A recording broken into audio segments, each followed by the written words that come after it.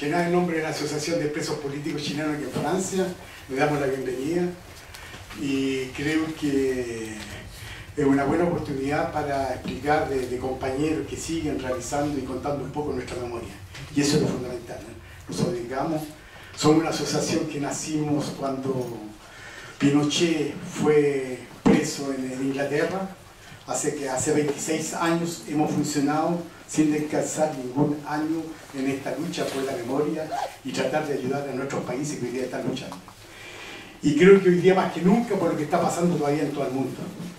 Yo creo que tenemos que hacer parte de toda esta historia y estas luchas que se están dando, y sobre todo aquí en Francia, por una vez por todas, porque no podemos aceptar que el fascismo llegue así fácilmente.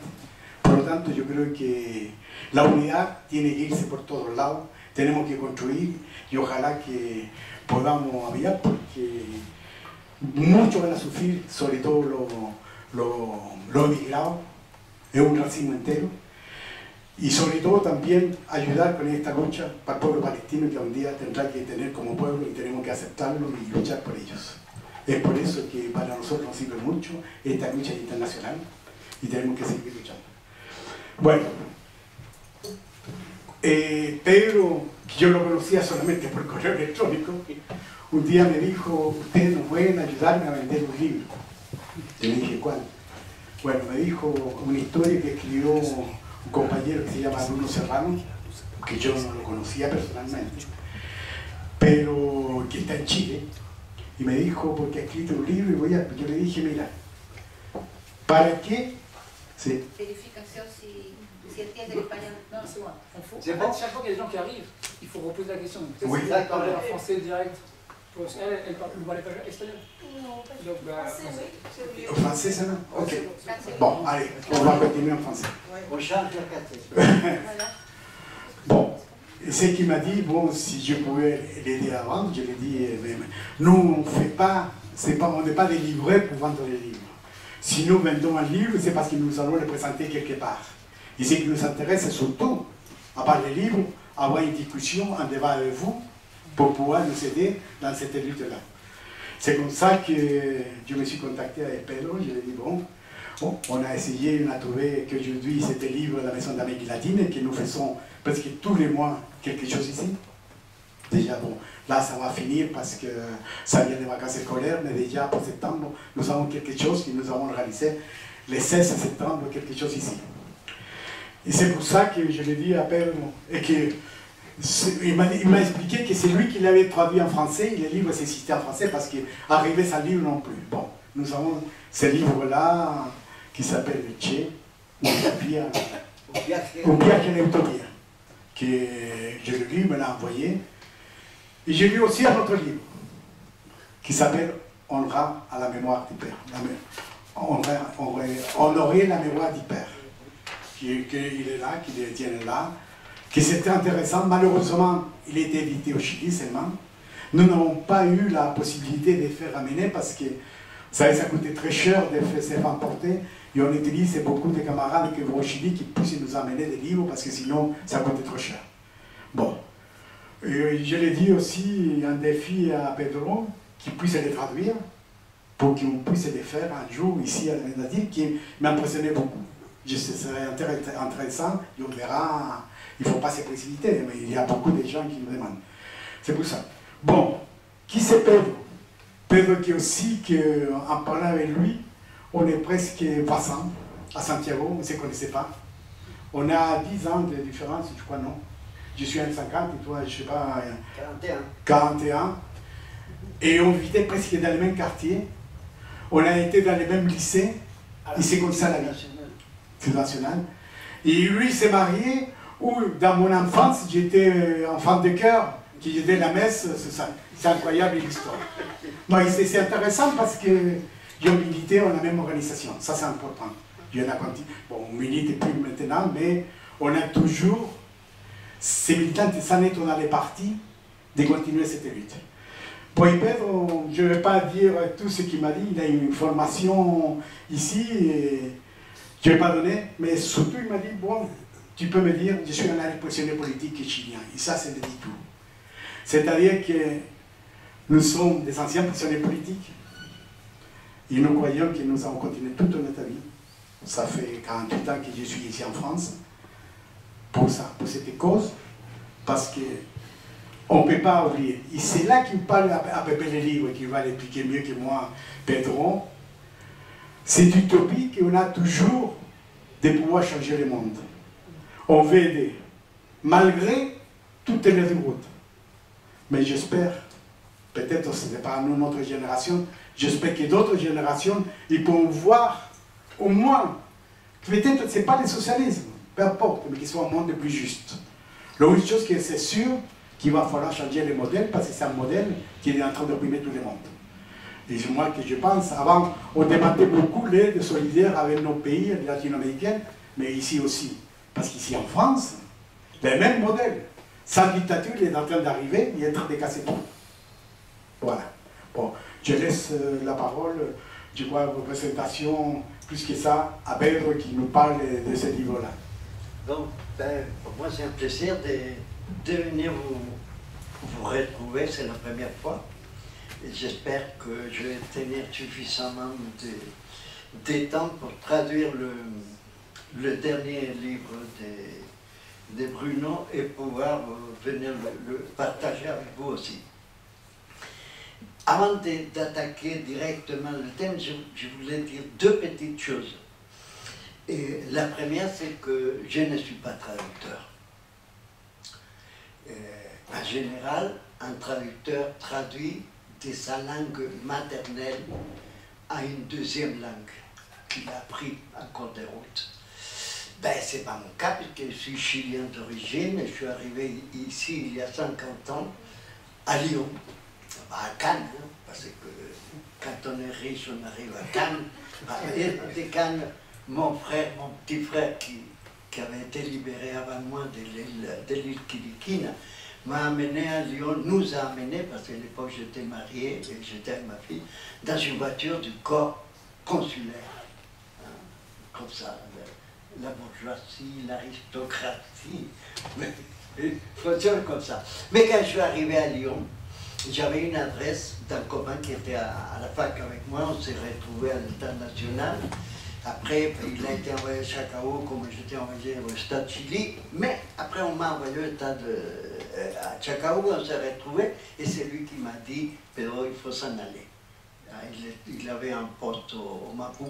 La situation devient trop dangereuse. Si on nous libère, parce qu'il y en a parmi vous qui ont été en prison, hein, que quand on était dedans, on ne savait pas si on serait libéré un jour ou s'ils allaient nous flanquer. Et si on nous libère, il faut se barrer. Après, il a été libéré un mois, il a gardé le contact avec mon épouse de l'époque. Et un jour, elle m'a dit, Pedro Jaime est arrivé en France et puis à Lyon, et il propose si on veut, on y va. Terminé, on n'a pas à réfléchir. Il faut se barrer si on a une adresse, et on avait une adresse. Et quand on est arrivé le soir, après une journée en voiture, on arrive à Lyon, et il y avait une lumière, parce que c'était 9h du soir, la rue La République et la rue principale de Lyon, c'était un trou, ils étaient en train de construire le métro, mais il y avait un cinéma, il y avait la caissière avec deux personnes à côté. Il dit, mon frère, arrête, on va se renseigner ici. Avec l'adresse. Hein. Alors j'ai dit bonne nuit. Ben ouais, moi je ne savais pas parler français. S'il vous plaît, la rue de la Baie d'Aïnaï.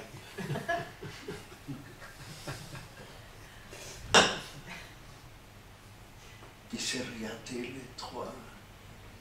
On va faire vite parce que sinon on ne va pas parler du bouquin.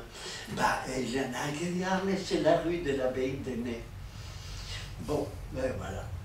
C'est comme ça que j'ai parlé le français à ce moment-là. C'était début novembre 1974. Ça va faire 50 ans. Ben, les choses ont changé. La preuve, c'est que j'ai pu traduire un bouquin. À ces propos, il faut que je vous dise que cette traduction a été très longue. Il n'y avait aucun engagement. Hein. C'est une de mes nièces qui me l'a envoyé du Chili. elle est cousine de Bruno. Et j'en ai des bouquins à lui, hein, parce que j'ai toujours aimé ce qu'il a écrit. Et je l'ai lu, je l'ai aimé, et je lui ai envoyé un mot, je lui ai dit, Bruno, ça te dit que de le voir en français? Ah, mais c'est trop cher. Je dis, mais qui a parlé d'argent? Je n'ai pas parlé d'argent, je te l'ai traduit. Super, voilà. On n'a pas signé de contrat, rien. Hein. Ben, j'ai passé plus de 2 ans à le traduire parce que j'en ai traduit des gens, j'étais prof à la fac. Hein. J'ai traduit des latinos, espagnols. Et sans problème, j'ai traduit des documents, mais traduire un livre, c'est une autre histoire. Essayer de trouver l'âme du bouquin, c'est ce qui m'a coûté le plus. Pour finir, j'ai réussi par des relations à contacter Diane, je ne sais pas si vous connaissez, Diffusion d'Information Amérique latine, qui a été créée par un prêtre qui s'appelait Charles Antoine. Il a créé ça à Lyon en 1971. Et donc le responsable aujourd'hui, c'est Nicolas Pinet, qui est là avec nous, et que j'ai rencontré, que j'ai lui envoyé le texte, il a aimé aussi le bouquin, donc il m'a dit, ben, si tu veux, je fais une correction et on l'imprime. Et c'est comme ça, lui il a donné le dernier coup de main qui fait que le bouquin soit comme il est aujourd'hui. Voilà. Et on l'a édité à l'éditorial Nzoï, en République démocratique du Congo. Et comme le livre s'appelle Notre Che, n'oubliez pas que le Che est passé, il est resté entre avril et octobre 65, octobre-novembre 65 au Congo, qui était, d'après lui, le truc le plus foireux qu'il a fait. Bon. Donc, avant de commencer, je pense qu'il faut que tu parles qui est Bruno. Voilà, on va attaquer ça. Juste un mot pour remercier Bial, parce que sans ça, le bouquin, on ne serait pas là. Alors, qui est Bruno? C'est un être humain comme nous, un petit peu plus jeune que moi. Il est né en 48 mois, donc il a 2 ans de moins. Et il est né dans une famille dont les parents se sont séparés, donc pour ceux qui connaissent ces histoires savent que ça représente. Hein. Et à un moment donné, ils se sont simplement séparés de leur mère qui était remariée, et ils se sont installés les 3, 2 garçons et une fille, vivre tout seuls dans le même quartier, El Llano sous El Caso. Pour ceux qui ne connaissent pas, c'est l'ancienne sortie de Santiago pour aller dans le sud. C'est comme ça que c'est là qu'il commençait le camino, la route, la Concepción, etc. Voilà. Alors il a fait un peu des études qu'il n'a pas fini, il dit lui-même. Hein. Il a fait beaux-arts, il a fait philo, il a fait théâtre. Et quand il faisait philo, il a rencontré Lumi Videla. Pour le Chilien, c'est un nom qui peut dire quelque chose, certainement. Lumi Videla était une militante qui avait des responsabilités au MIR. Et il a été assassiné, une de plus parmi les milliers d'assassinés par la dictature. Elle voulait partir en Italie. Il avait déjà son visa pour partir en Italie. C'est ce que j'ai lu. Hein. Ça ne fait rien. C'est ce que j'ai lu. J'ai dit, mais je ne l'ai pas connu. Et quand ils l'ont assassiné, ils ont balancé son corps par les murs dans l'ambassade d'Italie à Santiago. Mais le fait de rencontrer Lumi, qui avait déjà un poste important au MIR, lui a permis, il est rentré, donc grâce à cette relation, il est rentré au MIR. Parce que il avait des idées de gauche et voilà, parti au MIR. Et ce qui lui a permis de rencontrer plein de gens, parmi eux, je sais qu'il a fait des ateliers avec le Coño Molina, Coño on dit pour les Espagnols, Max Marambio. Je ne vais pas parler trop de ces trucs, mais Max Marambio, qui était un militant de bonne responsabilité au mien, est allé s'installer après son séjour dans les prisons, est allé s'installer dans une île très belle qui s'appelle Cuba. C'est là qu'il est devenu riche. Et il est parti, il est au Chili, il va travailler en hélicoptère. Hein. Voilà. Bon, c'est les histoires de la vie. Hein. Et alors, il participe à des ateliers et juste avant l'élection présidentielle en septembre 1973, il y a une rencontre entre Miguel Enriquez et Salvador Allende parce que Enriquez lui dit qu'il faut qu'il fasse attention à sa sécurité parce qu'en plus on sait très bien, on savait déjà que parmi les militaires il y en avait qui n'étaient pas très droits. Ils étaient à droite mais pas droits. Donc Miguel lui propose un groupe de camarades du MIR pour le protéger. Et c'est comme ça que Bruno arrive chez Salvador Allende le 3 septembre. Donc il a démarré son travail comme GAP. Parce que un jour il se rencontre, il se retrouve avec des militaires et il demande à Allende c'est qui ces gens-là.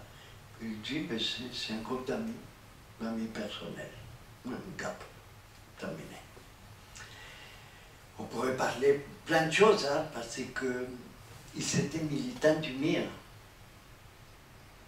Donc ils avaient l'uniforme du MIR. Je ne sais pas si vous vous rappelez, hein, mais on avait quand même un petit uniforme. Hein. Mais pour accompagner le président, ce n'était pas très bien vu. Donc ils ont été envoyés, je crois que c'est chez Burger, je ne me rappelle plus, pour qu'on leur donne des vêtements corrects pour passer. Hein? Falabella. Non, non. Cabine. C'était Burger. Hein? Burger. Burger. Et Burger. Et il participe donc à la défense du président de la République. Parmi les bouquins qu'il a écrits, Bruno, on verra à la fin, je vais donner la liste, elle est assez longue. Il a écrit, après Notre Che, qui est le bouquin que j'ai traduit, il a écrit un autre qui s'appelle Honrar al Padre, Honorer le Père. S'il avait écrit avant, je l'aurais traduit avant, parce que par rapport à notre histoire, c'est plus intéressant. Même si j'ai beaucoup aimé Notre Che, pourquoi? Parce que il y a eu une concordance Bruno, je le connais plus de 60 ans. Hein. Mais on ne s'est jamais assis pour parler. On était toujours pris. Donc on s'est retrouvés c'est une sœur à moi, mariée, qui à l'époque avait 2 enfants, et qui tout à gauche, les gamins de gauche, on s'est retrouvés là le samedi pour faire des fêtes. Il s'est trouvé, moi j'étais plus un gamin, j'étais un peu plus âgé. Et c'est comme ça que j'ai connu Bruno. Et j'ai jamais su qu'il avait fait ce voyage en Bolivie avec l'idée de s'incorporer à la guérilla.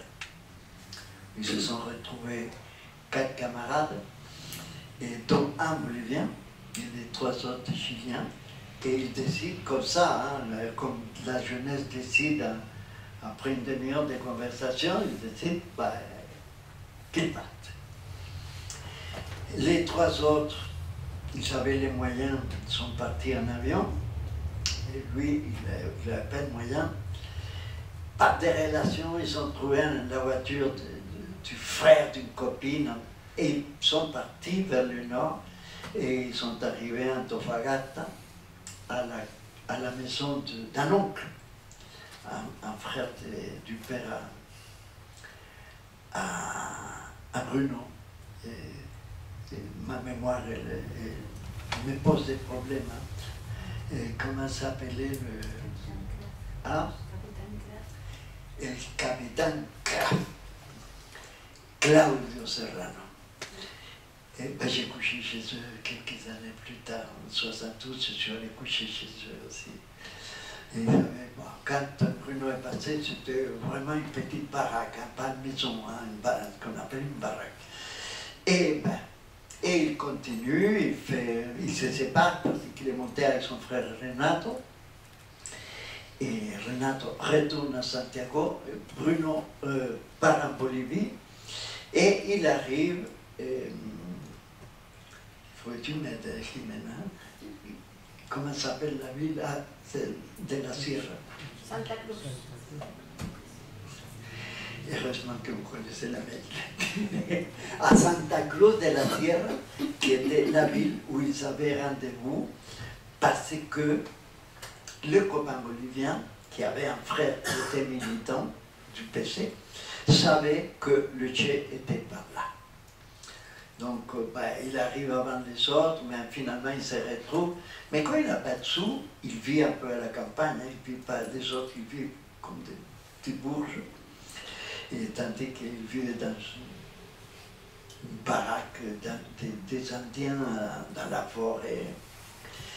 Mais finalement, ils arrivent à se rencontrer et une date est fixée 2 ou 3 jours plus tard pour aller retrouver je crois qu'il s'appelait le Combo, non? Qui était un adjoint un noir énorme, qui était un adjoint du Che, pour parler de cette possibilité de s'incorporer à la guérilla, non? Et ils partent, ça va être un jeep, dans un bar merdique, noir, sale. Et ils connaissent cette personne, il n'y en avait que le Bolivien qui le connaissait. Et il y avait une table, un monsieur avec des lunettes, bizarre. Donc il commence à parler, se produit un échange, et entre autres sur leurs compétences militaires. Ils ne connaissaient que dalle, quoi, rien. Ils ne savaient même pas faire le service militaire. Donc ça sent mauvais, mais à un moment, Bruno fait appel et dit, mais écoutez, il faut qu'on parle plus tôt, parce que le monsieur, il n'arrête pas de nous regarder. L'autre nous regarde, non, ne vous inquiétez pas. La réunion se termine, ils partent, je vous tiens au courant.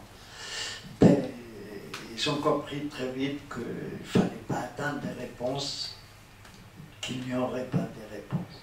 En tout cas, ils ne seraient pas admis dans la guérilla du Che.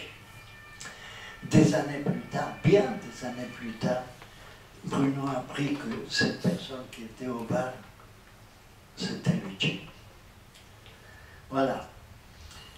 Après, il continue, Bruno, il va faire une... Parce qu'il faut qu'il rentre au Chili, mais il n'a pas les moyens, hein? Il n'a pas de sous. Donc il va passer au Brésil, il va en Uruguay, il passe en Argentine. Il y a des histoires rigolotes, mais je ne vais pas vous le raconter parce que sinon c'est pas la peine de lire le livre. Hein. Et il reste un peu plus en Argentine et finalement il rentre au Chili. Voilà, ça c'est le livre que j'ai traduit. Et honnêtement, je vous garantis, ça a été compliqué du point de vue technique, du point de vue maîtrise de la langue. Mais pour moi, ça a été un plaisir géant, quoi. Et tellement que je vais m'attaquer.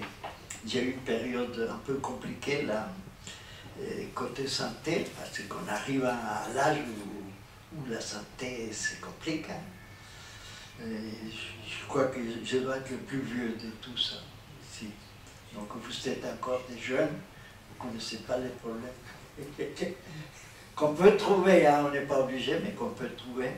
Moi, on m'a trouvé une tumeur au cerveau. Et le chirurgien, ben, c'est le neurologue que je suis allé voir, il m'a dit, mais il m'a interrogé, c'est que tu as généré ça parce que tu es trop intelligent. Et comme tu fais rien, ça s'est transformé en maladie.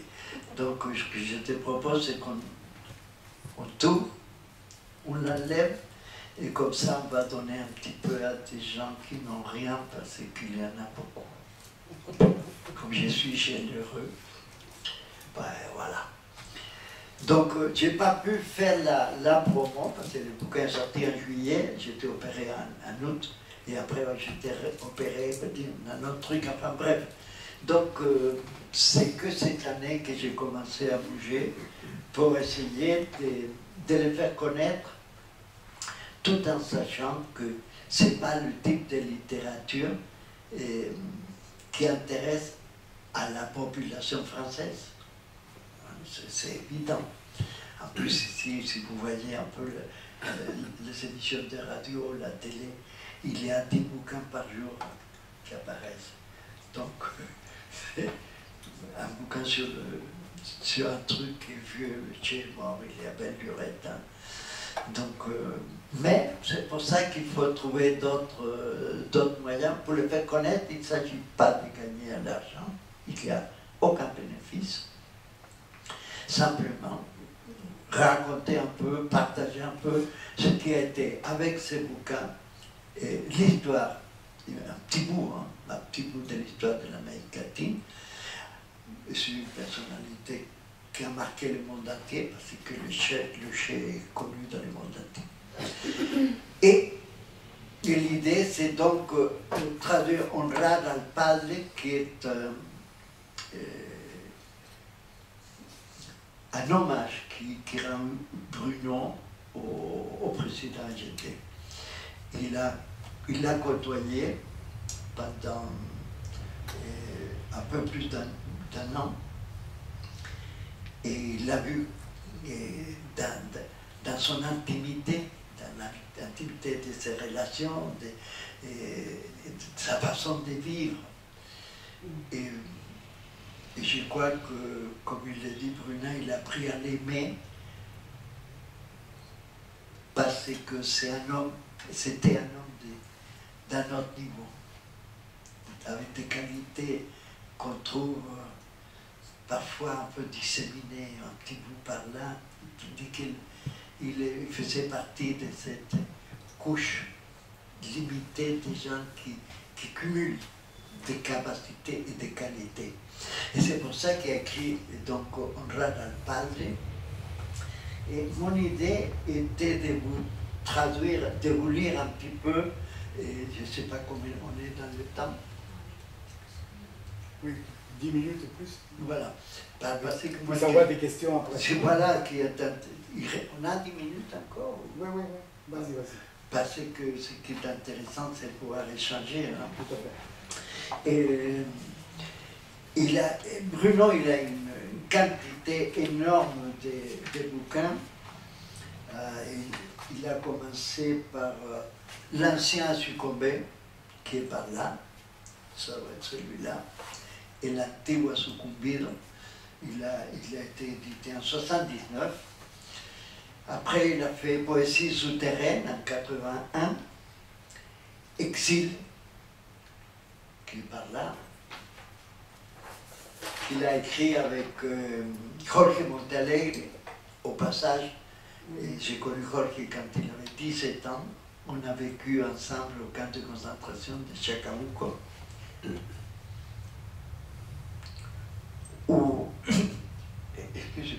où il a commencé à écrire. Il aimait l'écriture, mais c'est là qu'il s'est mis à travailler l'écriture avec un autre copain qui est par là, d'après ce que je suis, il est à Paris, au Carsala. Je ne sais pas si ça vous dit quelque chose. Voilà. Vous savez, Jorge, c'est un des écrivains connus au Chili depuis déjà quelques années.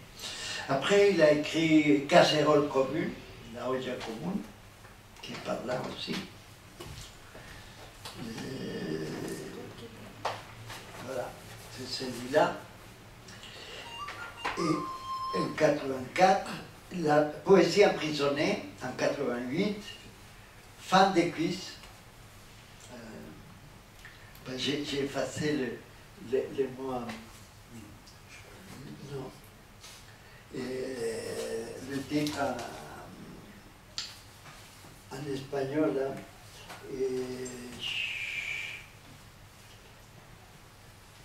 si, se llama Fin de muslo en espagnol. Voilà. Alors, quand on parle la langue, c'est fin del mundo. Pour faire un jeu de mots. Moi, j'ai traduit fin de cuisse. Il faut trouver une autre chose. Le cœur a des ailes d'oiseaux de passage. Et Provence fertile et bannie, qui a été édité en Espagne en 2007. Des nouvelles, il a les relégués de l'Oermida, Maudit Christophe Colomb en 93.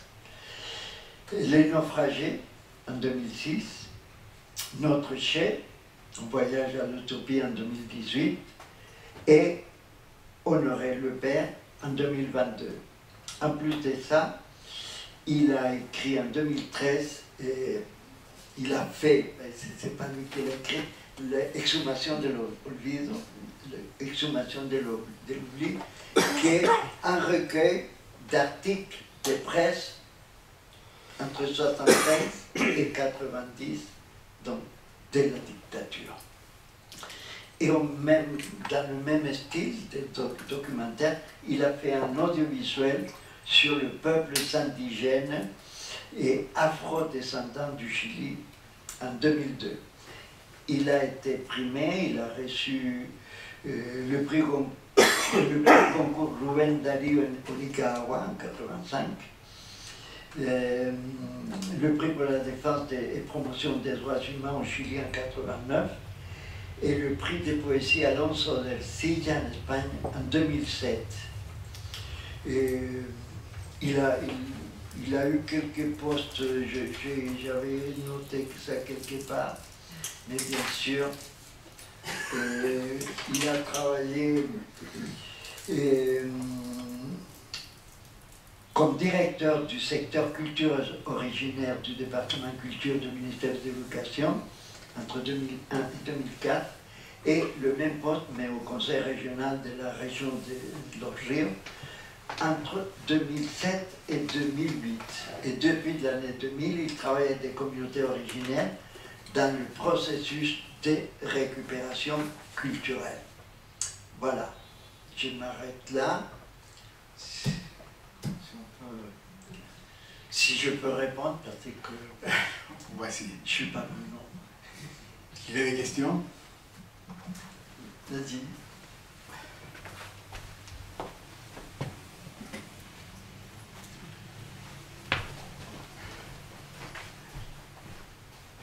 En realidad no es una pregunta, pardon, c'est pas une question, mais c'est un aporte a lo que acaba de hablar Pedro.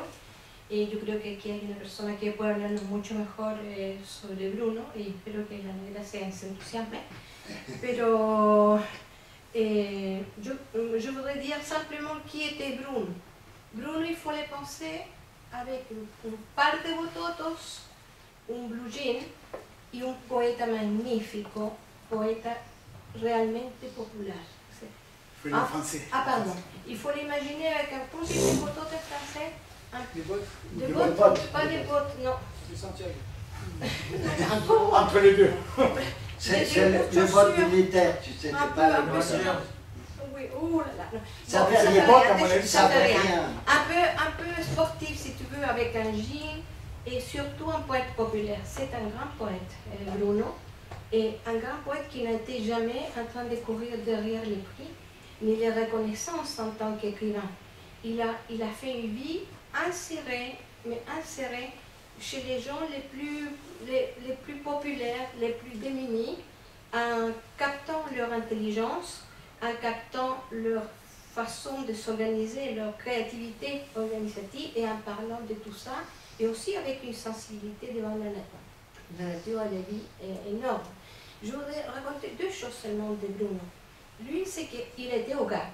Et comme tous les Chiliens le savent, les GAP être au GAP au moment du coup d'État, c'était avoir une condamnation à mort immédiate, un fusillement, après torture, etc. Et il était arrêté.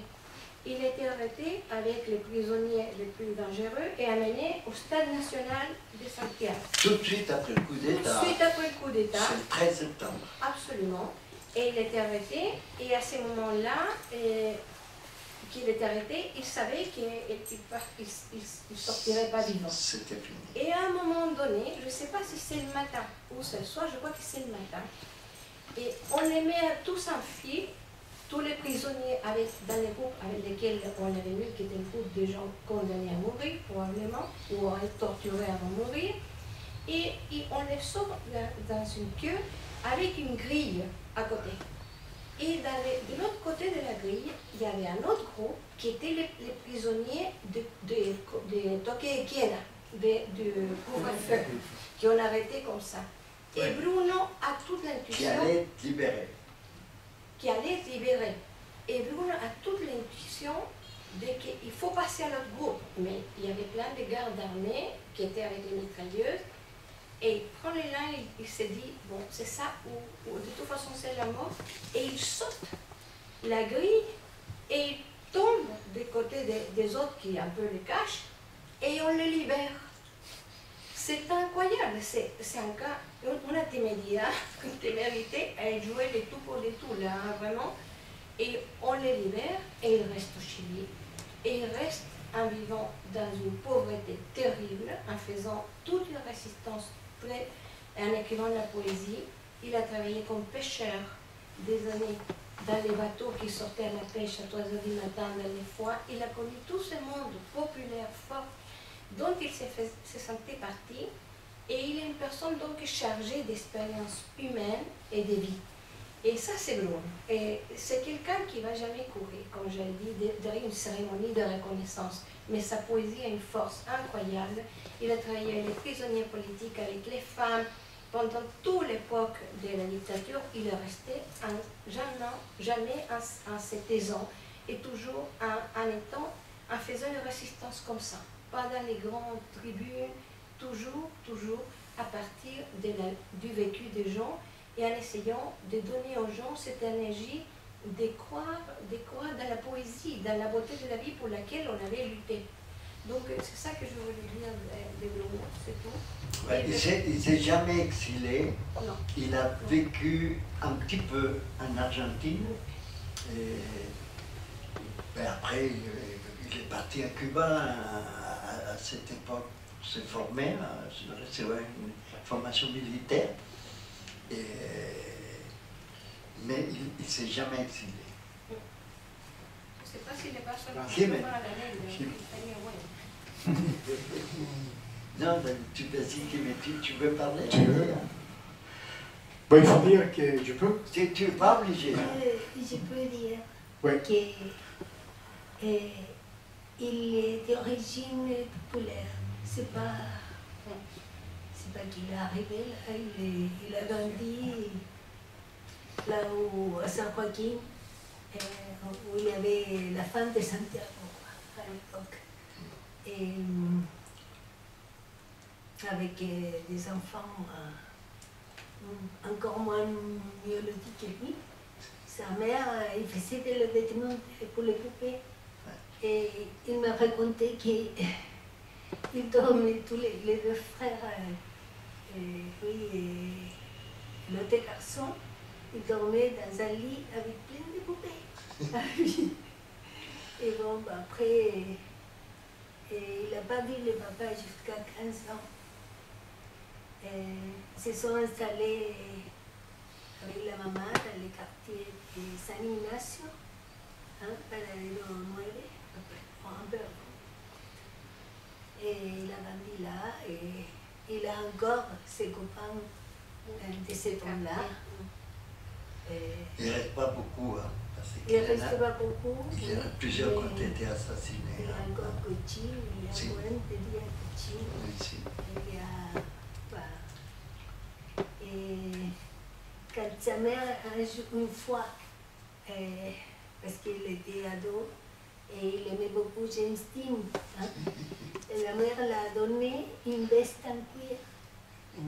Et Bruno, il a aidé une petite vieille traverser la rue et il a donné la veste. Et lui, c'est pas la seule chose. C'est il quelqu'un pouvait pas de très rester généreux. avec quelque chose comme ça, comme une veste, en voyant qu'une petite vieille n'avait pas de bon. C'est quelqu'un d'une grande tendresse. Des questions.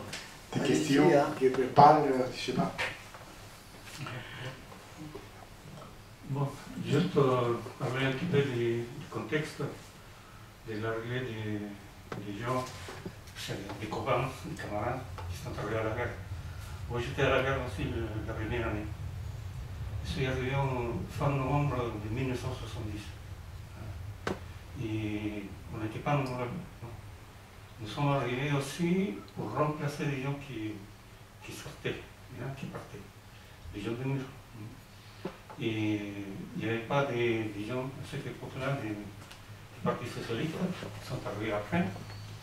Et donc on était, je crois que nombreux, on n'avait pas la formation nécessaire pour être garde-corps.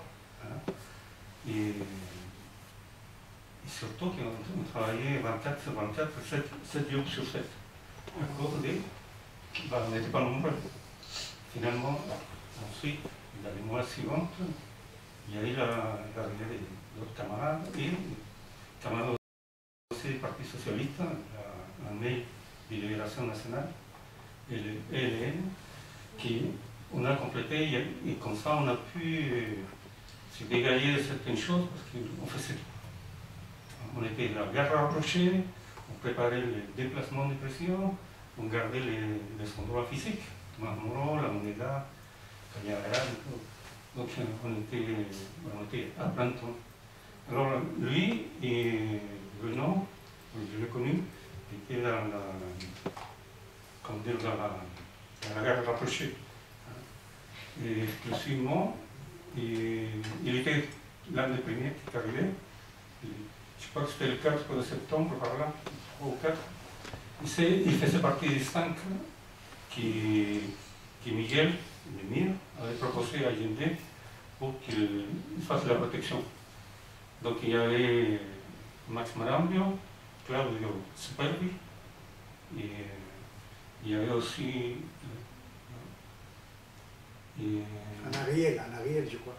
Hein? Ariel, non? Ariel Fontana Rosa. Non, c'est Max, c'était Max Marambio. Alberto. Et si, il y a Chicho Garcia, qui est décédé, ça fait quelques mois déjà.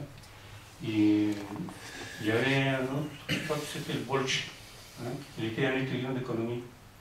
Et voilà. Et c'est avec eux ensuite qu'on a commencé à organiser le GAP. C'est-à-dire c'est le MIR qui a créé le dispositif. Bon, il y avait aussi certains gens comme Coco Pérez.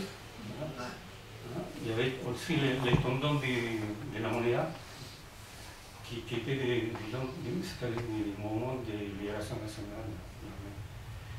Et donc, il a fait partie de ces petits groupes d'abord.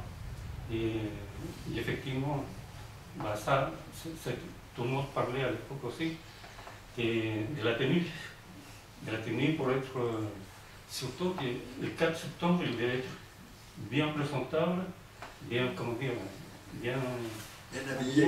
Oui, parce que c'était Allende devait être il avait compris reconnaître la victoire, tout ça. Mais les gens, c'était l'uniforme du mur, la parc, le jean, voilà. Donc, C'est ça le et c'est pour ça qu'ils l'ont envoyé après chez Bulgare. C'était Bulgare. Parce que nous, on a été aussi envoyés là-bas pour avoir la tenue correcte figée. Donc le mien a décidé de faire uniquement une tenue.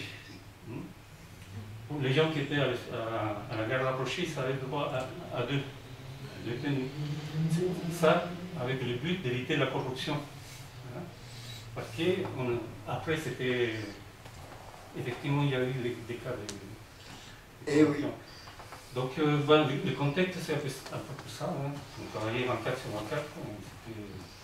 Il y a des camarades qui n'ont pas respecté le rythme. Hein. Ils ont été renvoyés à leur front d'origine. C'était trois groupes de trois qui faisaient toute la journée. Quoi. Voilà, c'est ça. Alors, c'était pas facile parce qu'ils ne dormaient pas beaucoup. Ah oui, on ne dormait pas beaucoup. On devait faire c'est-à-dire n'importe quel travail qu'on avait comme fonction principale, on devait faire la garde. Ce que je sais, c'est qu'ils auraient tous donné la vie à Allende. Ils auraient tous donné la vie à Allende.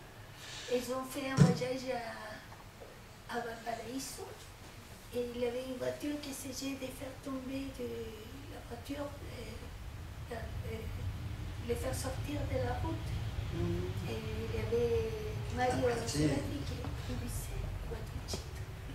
Et il m'a raconté que quand ils sont arrivés, ils ont ouvert la porte et la porte est tombée. Il y avait des attentats, quoi, de toute façon. Et bon, ils ont partagé ça avec la gente. Et ils ont partagé plein de choses à Tomás Moro. Et comme il n'y avait que trois, disons, qui se tournaient et tout ça. Pour dormir, il y avait trois qui dormaient et les autres, ils étaient... Et alors, ils ont mis un fil de métal autour autour de la maison avec des lattes pour faire du bruit, pour écouter si quelqu'un entrait. Et un jour, ils entendent du bruit et ils sortent tous et la gente un slip avec sa métachette dehors. Alors c'était... La gente, il était... Ouais. Il y a une histoire dans les premiers jours, hein, après l'élection, il savait qu'il y avait des risques d'attentat. Donc il décide, en accord avec lui bien sûr, de quitter sa maison, rue Vieille Garde, Guardia Vieja. Et il l'amène chaque soir coucher dans une maison différente, toujours dans le quartier plutôt chic. Mais dans ces quartiers, ce n'est pas les militants de gauche qui habitent. C'est plutôt des gens, pas forcément de droite, mais qui craignent pour leur bien.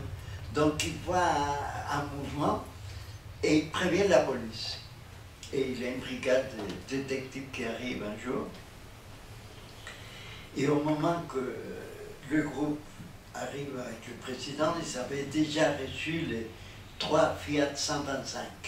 Je ne sais pas si vous vous souvenez, non? Oui. Le plus vieux, moi je me rappelle, je les ai vus, hein, et qui était d'un bleu bien particulier. Et ils arrivent dans la maison, ils descendent, ils commencent à descendre, et les flics, pistolet à la main, leur tombent dessus. Et eux, ils sortent les flingues aussi, ils se retrouvent face à face comme ça, et Allende, il y a le chauffeur de la voiture numéro 2, où était Allende, qui essaie de partir. Arrête-toi, tu vas nulle part. Et il descend et dit, qu'est-ce qui se passe ici? Et il y a un détective qui essaie de les choper. Il dit, vous n'avez pas vu que vous êtes en face du président de la République du Chili? Les détectives, tu vois, eh bien, excusez-nous, et vous partez tout de suite, vous dégagez. Ben, ils sont partis. Mais il n'a pas eu peur d'affronter les pistolets. Hein. Voilà. C'était un homme courageux. C'est évident que c'est quelqu'un qui savait où il voulait y aller et qu'il serait empêché par tous les moyens. On est comment? Non, c'est ton temps mauvais. Parce que vous continuez, hein, continuez si vous avez des questions. C'est une conversation, hein, c'est plus...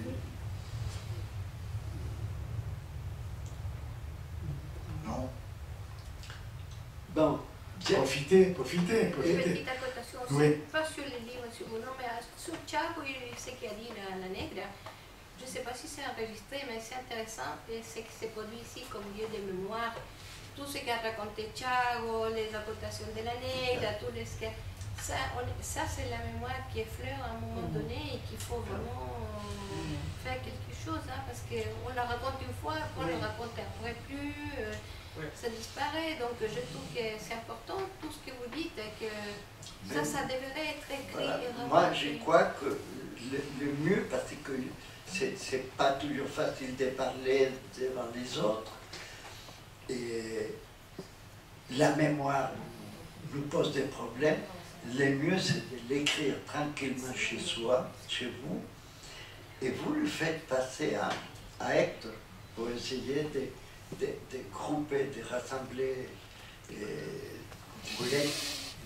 voilà, des histoires, parce que c'est la vie, quoi. En tous les cas, nous sommes en train d'enregistrer. Maintenant, Et on les met en YouTube. C'est parce que c'est important. La mémoire, il faut qu'il reste là, au moins qu'il soit visuel. totalement. Tout à fait. ¿Puedo decir algo? Oui, évident. Bueno, No, yo digo que sería bueno que se juntaran, por ejemplo, a ver un trayito, a conversar y a grabar esta cosa en este ambiente, porque en este ambiente es cuando salen cosas que uno no da en un testimonio más formal. Entonces, yo creo que, por ejemplo, de cosas que se han dicho aquí, o sea, están grabadas y eso es re importante, pero hay mucho más tal vez que yo sé y que se pueden ir contando. C'est évident que dans des rencontres... Vas-y, tu voulais? Vous voulez? Sí, pero primero... sí. No, yo quisiera poner este asunto en el contexto porque para Allende, sobre todo para Allende, nosotros, el MIR representaba un pequeño problema, digamos, con respecto a la burguesía y también al PC, los partidos de la Unidad Popular.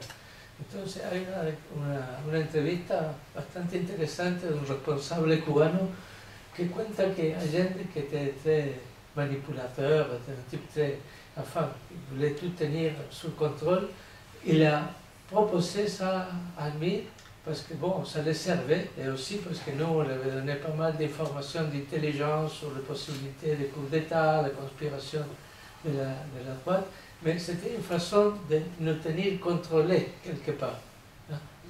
Et il a pris ce risque vis-à-vis du reste de l'unité populaire pour nous tenir contrôlés. Et de l'autre côté, ce personnage de l'ambassade cubaine, il a dit que comme ça, enfin les Cubains, ils savaient aussi tout ce qui passait à l'intérieur de l'unité populaire. Bon, après, on sait comment c'est passé, qu'on nous soit foutu dehors pour diverses raisons, mais il faut tenir en compte cette histoire. Tu peux le passer, merci. Merci de partager vos témoignages. Dans mon cas, c'est un petit peu différent. J'ai eu l'occasion de vivre au Chili, de grandir au Chili, voilà, par le hasard des choses. Mes parents ont travaillé là-bas juste au moment de la transition. Donc j'ai grandi pendant les années 90. Et j'ai eu le privilège d'aller dans l'école française, donc à l'Alliance française, qui était un endroit très particulier à l'époque, parce que dans ma classe, j'avais des personnes qui venaient, qui représentaient le Chili d'hier, le Chili de l'utopie, le Chili d'avant-hier le Chili du moment, et puis moi j'étais un peu parachuté là-dedans. C'était une ambiance passionnante quand on grandit, quand on a un peu de sensibilité voilà, politique. Pourquoi? Parce qu'en cours de mathématiques, vous imaginez un cours de mathématiques, voilà comme il se passe dans beaucoup de pays, mais bon en France en particulier, 8 h du matin, et tout d'un coup, derrière moi, fasciste, communiste, fasciste, communiste. Et extraordinaire. Si vous avez un tout petit peu, je dis un tout petit peu de sensibilité, on écoute. Devant moi, j'avais le fils d'un général.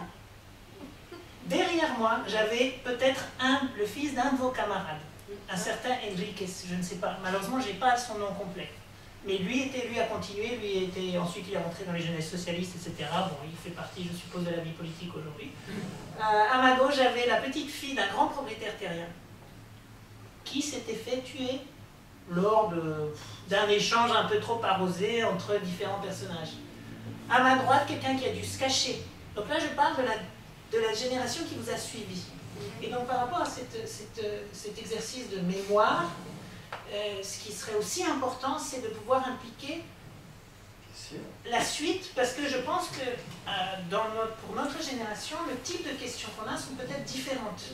Donc il y a le témoignage de ce que vous avez vécu, il y a aussi le témoignage de ceux qui ont vécu ce témoignage, et il y avait, alors ça, s'il vous plaît, rappelez-moi l'auteur, mais je ne m'en souviens plus, malheureusement, il a un nom d'origine, c'est serbo-croate. C'est pas Tomic, c'est quelque chose comme ça. Alors, et l'expression qu'il avait utilisée, c'était un chile en las maletas, ou un truc comme ça. Et c'était, je pense, pour moi, de vue de l'extérieur, c'est ce qui m'a paru le plus parlant. C'est-à-dire, les jeunes de mon âge, à l'époque, moins jeunes aujourd'hui, mais avaient ce chile que ses parents avaient pris dans leur valise, et c'est ce chile-là qu'ils ont transmis. Et quand eux sont venus au Chili, je dis bien, ne sont pas revenus, mais eux, en tant qu'enfants, sont venus au Chili, c'est ce Chili-là qu'ils avaient dans leur valise. Et ils sont arrivés dans un monde complètement nouveau. Ils sont arrivés sur Mars. Et c'est dans ce choc-là, je pense qu'on peut aussi permettre de faciliter justement cet échange et de pouvoir développer une mémoire plus riche, parce qu'on a aussi des questions différentes. On est confronté à un monde différent, très différent. Et ce choc-là me paraît intéressant. Donc dans l'appel que vous faites, je voulais rajouter cette dimension. C'est pas seulement à vous, si vous voulez, d'ouvrir les cœurs, d'ouvrir les mémoires, beaucoup de choses, mais aussi voilà, la génération qui vous suit, celle qui a dû aussi subir certaines choses, parce que bon, dans les Samaleta, il n'y avait pas que pas que ses souvenirs, donc c'est très complexe de ce point de vue-là. Je pense que ça peut enrichir ce processus et permettre la transmission. C'est évident que c'est un angle de vision de l'histoire qui est différent, mais qui doit être richissime. Je vous raconte juste, il n'y a pas très longtemps, en parlant avec ma fille, qui a été réveillée par des flics, carabines, des policiers, à mitrailleuse, parce qu'on habitait dans un appartement à 2 étages, donc ils sont venus me chercher fin de journée, 11 h du soir. Donc je descends, j'ouvre la porte et ils rentrent. C'était une cinquantaine, hein, parce que j'avais hébergé un copain argentin, une copine brésilienne qui était avec moi à la fac, et avec eux on était allés le mois d'août acheter des arbres en Argentine. Et le voisinage, la même chose. Hein. Donc ils arrivent en pensant qu'ils allaient trouver une bande armée, il n'y avait rien. Et heureusement, je dis non, ça suffit, vous partez à l'ambassade, vous partez. Ben, je les ai retrouvés un an plus tard. Mais en parlant avec ma fille, elle m'a dit, mais papa, j'étais arrêté début octobre, elle est allée me voir à Chacabuco au début, janvier, 3 mois plus tard. Elle m'a dit, mais pendant 3 mois, j'étais sûr que maman est morte, qui me racontait des salades et que tu avais été assassiné. Vous vous rendez compte que ça représente pour une gamine qui avait à l'époque 7 ans. Vas-y, vas-y. Bon, je voulais vous raconter que pendant la révolte des jeunes, j'ai participé, je me suis allée voir qu'est-ce qu'ils pensaient, etc.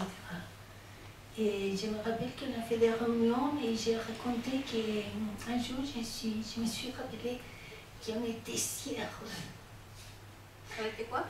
On était si heureux pendant les années de l'unité populaire.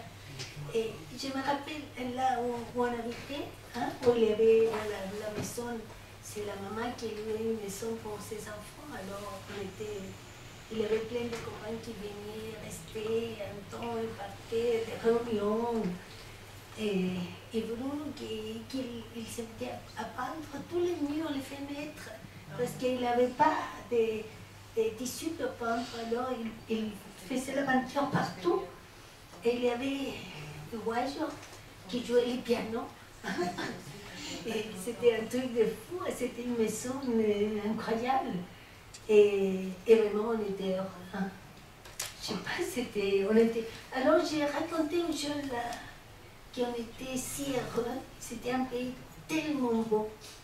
Parce qu'il y avait plein d'étudiants étrangers, il y avait des gens, des groupes de jeunes qui passaient d'un côté travailler, qui partait de l'autre côté, et je sais pas, et il y a une fille qui m'a dit, on m'avait jamais raconté ça.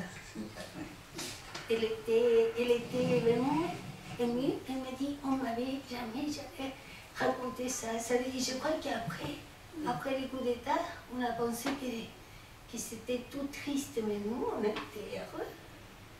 On a été vraiment heureux, quoi. On militait, on partait à la campagne, là, autour de Santiago, et pour organiser des regroupements de travailleurs de la campagne, quoi, etc. Mais on était heureux. Oui. Pour nous rassurer, nous avons fait une centaine de témoignages des gens qui nous ont vécu pendant l'unité populaire, qui sont dans la contemporaine, ici à Nanterre. C'est un témoignage qui sont au musée d'Armement au Chili et Villa-Guimande.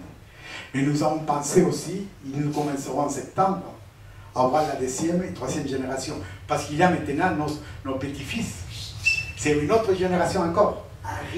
Et nous sommes en train de travailler avec la contemporaine pour faire la même chose que nous avons fait avec notre génération. Vous avez raison.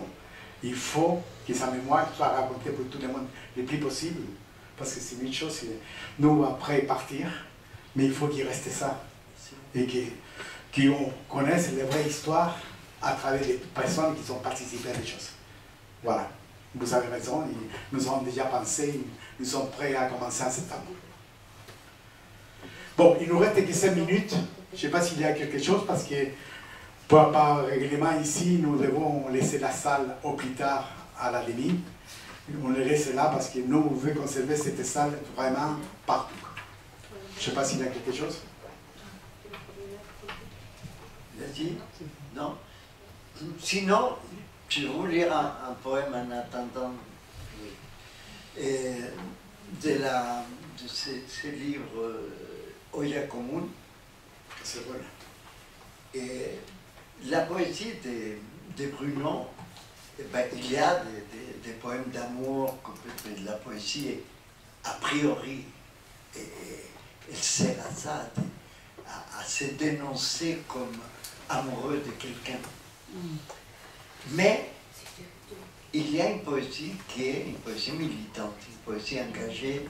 On ne peut pas nier Garcia Lorca, Neruda, hein? La poésie de Bruno, c'est aussi ça. Et dans ce bouquin, j'ai pris, comme ça au hasard, hein, un petit poème qui s'appelle Rêve. Je rêvais que c'était le premier jour d'un mois de mai du futur. Et je me suis réveillé dans un pays différent. Par la fenêtre remonte la parole forte des travailleurs. La brise de la rue était chaude. il y avait du parfum du soleil dans les trottoirs. J'ai rêvé qu'il remplissait l'Alameda jusqu'au bout du regard. Dans l'air s'entrecroisent les champs. Il était présent, l'absent. Les morts montraient leur visage oublié. J'ai rêvé qu'il célébrait le jour des travailleurs face au balcon de la Moneda. J'ai rêvé que mon rêve était ses rêves.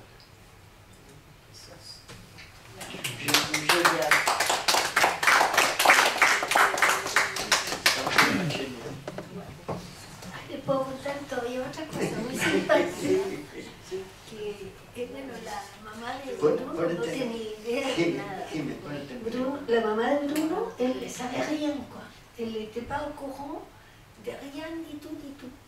Et un jour, des jours où il y a la passation de pouvoir, elle avait une télé, alors elle regardait, elle dit au frère de Bruno, elle dit, mais on dirait que c'est Bruno. Et le frère lui dit, mais maman, comment tu peux penser un truc comme ça? Et oui, c'est Bruno. La maman, elle n'a jamais, elle a pas su à l'époque. Après, des années après. Mais c'était... C'est intéressant ce que tu dis, parce que une des choses que reconnaît Bruno, c'est que s'il a sauvé sa peau, même si deux ou trois fois il a été vraiment sur le fil, hein, mais s'il a pu sauver sa peau, c'est surtout parce qu'il a respecté, mais jusqu'au bout, les normes de sécurité qu'on doit et que malheureusement on n'a pas respecté. Nous, on les faisait. Tandis que lui, il les a respectés. Tant ainsi que nous on se voyait chez ma deuxième sœur, qui était la maison où on se retrouvait tous. Hein. On a parlé de Guayo. Guayo était le mari de ma deuxième nièce. Il avait été aveugle et il a été enfermé pendant 3 ans avec un piano dans une chambre noire. Ben, il a fini prof de piano au conservatoire. Il a été prof de qu'il n'a pas eu, etc. Bon, mais on se voyait le dimanche, on mangeait ensemble, et d'un coup, ben, tu voyais que Bruno n'était plus là. Et bien, c'était là, mais on n'a jamais su rien.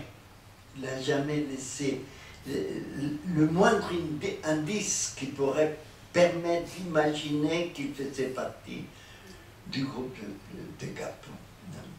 Voilà.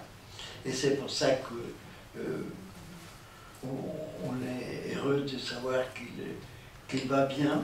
Il vit très simplement, très modestement dans le sud du Chili, dans un tout petit bled qui est sur la route qui va de Valdivia à Niebla.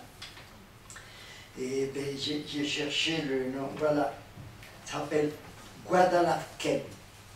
C'est un petit groupement de maisons en bois fabriquées voilà, par les... très modeste, qui est sur le bord du Rio Valdivia, du fleuve Valdivia. Ils n'avaient pas les titres de propriété, ils sont organisés, c'est 4 à 5 maisons. Voilà. Ils sont organisés pour essayer d'avoir la propriété, parce que sinon ils pouvaient être expulsés n'importe quand. Mais je crois qu'il fait partie de cette quantité, on ne sait pas si elle est très nombreuse, des militants qui ne cherchaient pas à s'enrichir ou à devenir.